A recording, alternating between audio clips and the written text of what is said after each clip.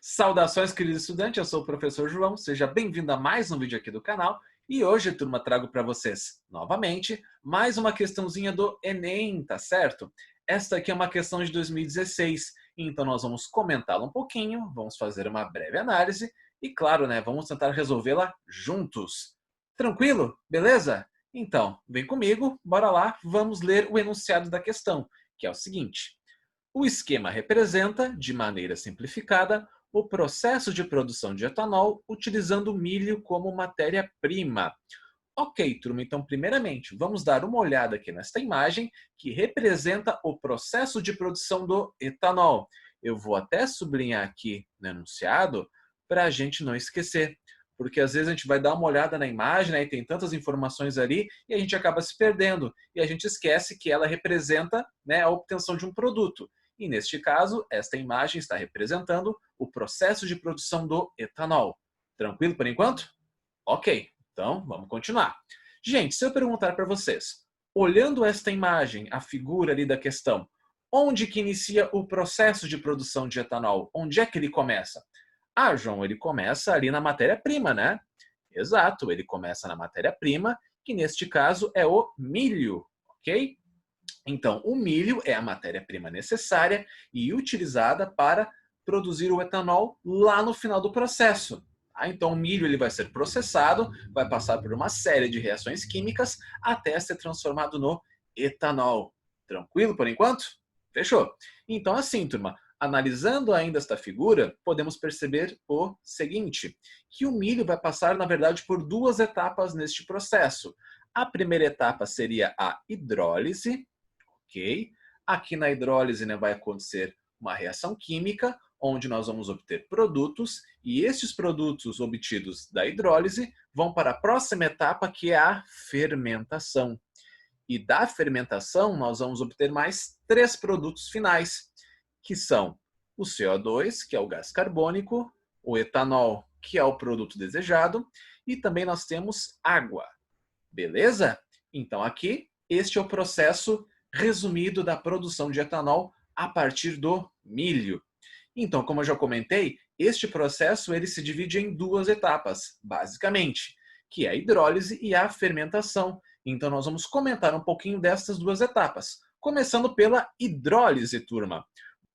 Tá, mas o que significa hidrólise, João? Eu nunca ouvi falar disso na minha vida. Para que ela serve? Bom, turma, vamos tentar compreender o que significa a palavra hidrólise primeiro, tá? O que significa os seus termos e qual é a origem deles? Bom, hidro significa água. Então, vou colocar aqui a fórmula da água representando o termo hidro, ok? Certo. E lise, ali da hidrólise, o que significa lise? Bom, turma, lise significa quebra, ou então decomposição.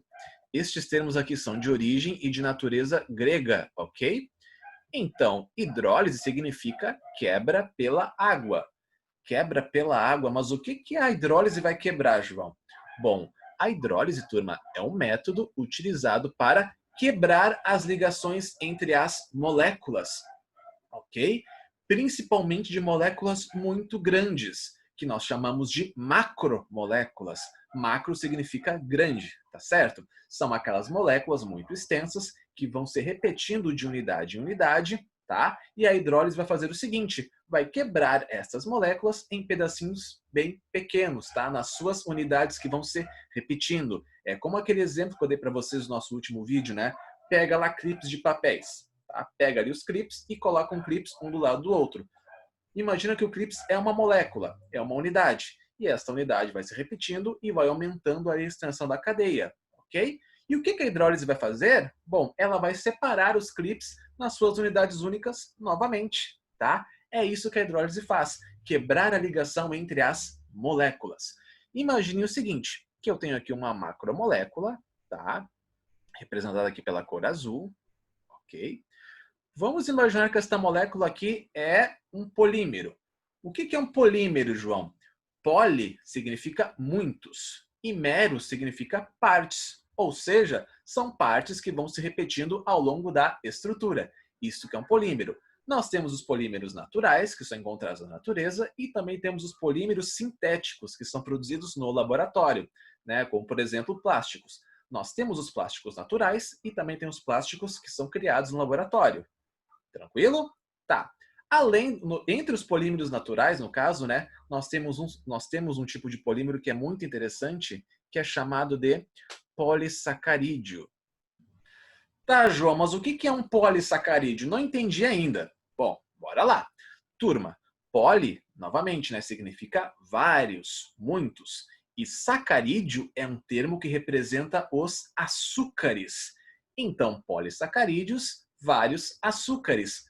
Polissacarídeos são macromoléculas, moléculas muito grandes, onde a unidade que vai se repetindo durante a sua estrutura molecular são açúcares, ok? Como, por exemplo, a glicose, que é o açúcar necessário para a realização do nosso metabolismo, das reações internas que acontecem aqui no nosso corpo e que produzem, entre outras coisas, energia, combustível para o nosso organismo, ok?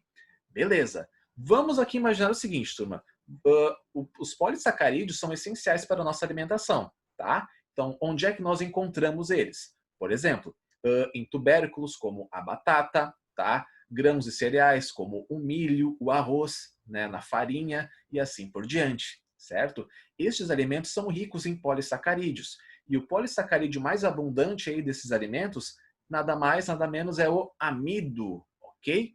Então, eu vou até escrever aqui, né, que eu já coloquei o milho como exemplo. No milho, nós temos um polissacarídeo chamado de amido. E o que é o amido? Bom, o amido, né, é um polissacarídeo, ou seja, é um polímero natural encontrado na natureza, onde a unidade que vai se repetindo durante a sua estrutura, nada mais, nada menos, é a molécula de glicose, que eu comentei com vocês agora há pouco, ok? Então, é o amido é constituído de glicose, certo? Então, tá aqui a glicose e glicoses ligadas umas às outras em determinadas posições geométricas e orientação espacial formam então o amido, ok? Beleza. Turma, então vamos imaginar o seguinte, quando nós vamos comer esses alimentos, tá? Por exemplo, um pão, tá? Que um pão também tem muito amido. Quando vocês comem um pão, vocês colocam um pão inteiro na boca ou vocês vão dando mordidas no pão, pedacinhos pequenos, para conseguir comê-lo direitinho, né? Temos que mastigar os alimentos, temos que triturá-los e aí sim, né, o nosso corpo vai converter aquele amido em glicose. Por quê? Assim como nós não conseguimos colocar um pão inteiro na boca, quer dizer, alguns até podem conseguir, mas para quê, né? As enzimas responsáveis e as nossas células vão pegar esta molécula enorme aqui de amido, tá? E aqui vai ocorrer o processo de hidrólise, que é a quebra das ligações das moléculas de glicose que compõem o amido.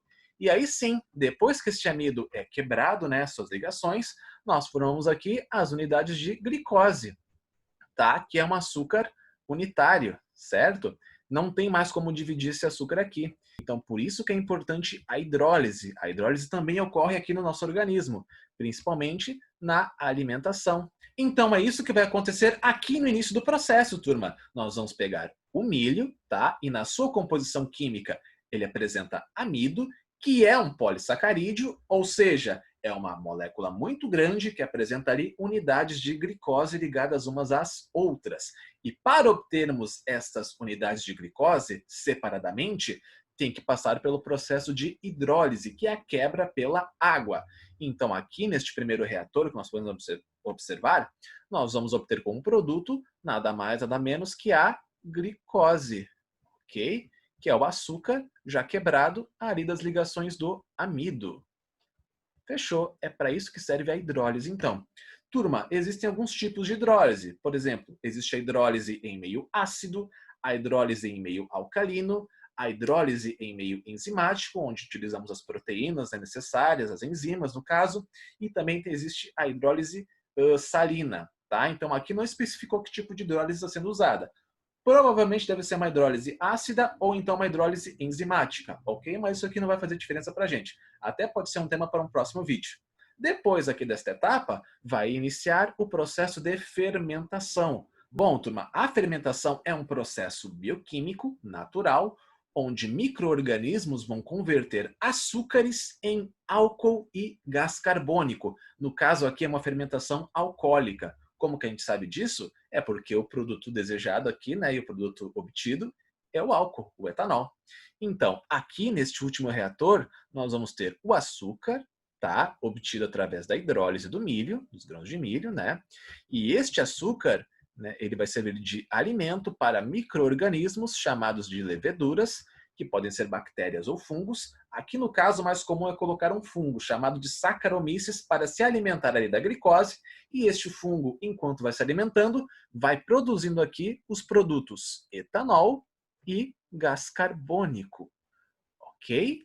Então, o processo de produção do etanol, né, tem que lembrar sempre da fermentação, que é uma etapa crucial e essencial. Um fungo produz, então, o nosso álcool. Tá? E por que esse nome levedura? Esse nome aqui ele vem do latim, gente, e ele faz referência a levantar, a crescer, devido à fermentação que ocorre no pão, tá? E nas massas, enfim, né? Que a massa começa a crescer por conta do fermento. Então, levedura é de levantar.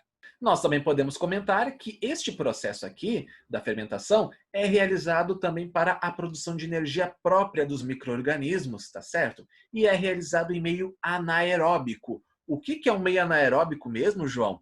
Ora, um meio anaeróbico, pessoal, é um meio onde não há presença de oxigênio. Então tem que cuidar. Quando a glicose vai aqui para este reator final, tá? Eles têm que deixar isso aqui a vácuo, eles têm que tirar a maior quantidade possível de oxigênio dali. Eles têm que retirar. Porque se tiver uma concentração alta de oxigênio, vai dar ruim para o nosso álcool. Por quê? O que vai acontecer? Não sei se você já ouviu esse termo, eu até comentei ele no vídeo passado, que é o seguinte, o vinho vinagrou. Né? Às vezes, quando alguém fala o vinho vinagrou, o vinho virou vinagre, é porque se tu deixa bebidas alcoólicas em contato com o ar atmosférico durante muito tempo, o álcool que está ali presente vai começar a reagir com o oxigênio da atmosfera, tá? Ele vai oxidar, ou seja, vai reagir com o oxigênio, e o álcool ali presente vai acabar se transformando em um ácido, chamado de ácido acético. E o que é o ácido acético? Nada mais, nada menos, é um dos componentes principais do vinagre. Tá? É ele que dá a acidez e também o cheiro e o gosto do vinagre. Claro, contribui também, né? Não é o principal, mas o que dá a acidez do vinagre é este aqui, esta molécula, ácido acético. Então, por isso tem que tomar cuidado, gente, porque se aí no processo de fermentação tiver altas concentrações de oxigênio, o nosso álcool produzido, na verdade, vai virar vinagre. Tanto que tem no mercado para comprar, né? Se você já viu nos rótulos, vinagre de álcool. Né? Então, às vezes, é uma empresa que produz vinagre diretamente do álcool. Então, aí sim. Mas aqui no caso não é. O cara quer produzir aqui neste processo o etanol puro. Ele não quer vinagre. Então, se ele não quer fazer vinagre, ele tem que cuidar. Tem que tirar o oxigênio daqui do reator. Ok? Deu para compreender então aqui esse processo? Gente, isso aqui então, viu quanta coisa legal que a gente pode retirar só da análise de uma questão? Muito bacana, né? Mas agora vamos ao que interessa, que é tentar responder aqui a nossa questãozinha. Bom, já analisamos a figura, vamos ali para as alternativas. A etapa de hidrólise na produção de etanol a partir do milho é fundamental para que a letra A glicose seja convertida em sacarose. Não, pessoal, porque olha só, o que é hidrólise que eu falei para vocês é quebrar as moléculas, tá? Em pedaços cada vez menores, certo? Ali para as leveduras se alimentarem daquela glicose e aí então converterem isso em álcool, tá?